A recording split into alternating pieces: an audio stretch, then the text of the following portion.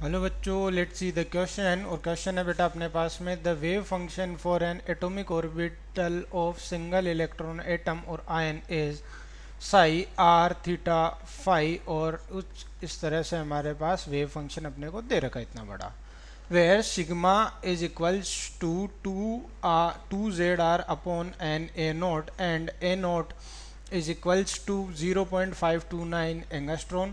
All other parameters have their usual meaning. Question पूछ रहा है the number of radial and angular nodes for the orbital is respectively.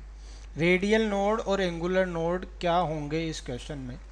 तो मुझे पता है कि इस क्वेश्चन में अगर बोल रहा है तो साई जो होता है, साई आर थीटा और फाई की टर्म में जो एक वेव फंक्शन होता है, उस वेव फंक्शन का हमारे पास में जो इक्वेशन होती है वो होती है के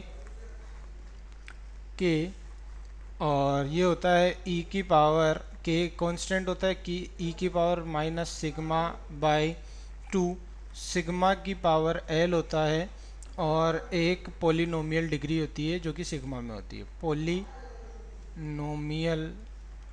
एक इक्वेशन होती है जो कि इन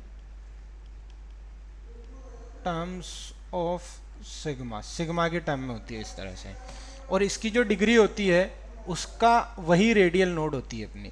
तो इसकी जो डिग्री होती है, degree of polynomial, degree of polynomial जो होती है अपने पास में वो होती है n माइनस एल माइनस 1, उसे ही हम कहते हैं रेडियल नोड।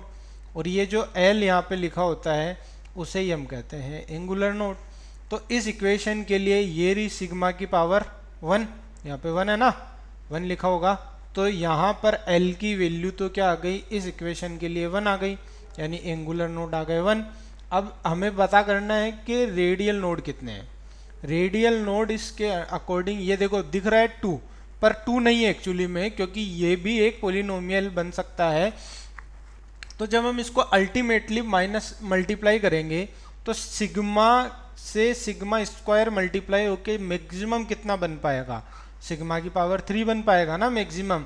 तो रेडियल नोड इसके अकॉर्डिंग कितने आने चाहिए, n minus L minus 1 which is equals to, वो तो अपने कितने radial node n minus L, polynomial की डिग्री भी वही होती है तो 3 के इक्वल। तो हमारे पास n नहीं पता है मेरे को, तो n में हमें पूछ क्या रहा है, ये रेडियल नोड पूछ रहा है और एंगुलर नोड पूछ रहा है। रेडियल नोड कितने हैं, 3 है, और एंगुलर नोड कितने हैं, 1 है, ये रहा। चलो ये हो गया अपना answer A. I hope you understood it very well, best of luck.